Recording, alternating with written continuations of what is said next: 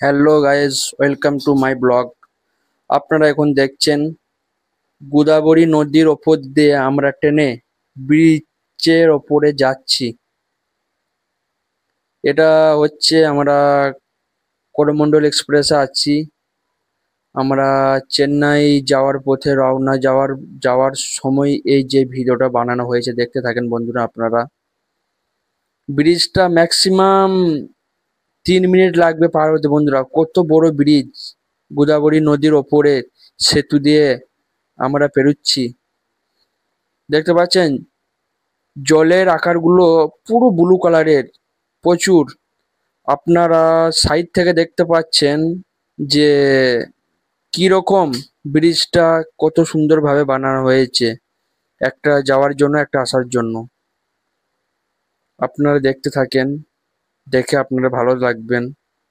ওকে, সুস্থ থাকবেন, ভালো থাকবেন। Okay, tata, bye bye. Okay, by.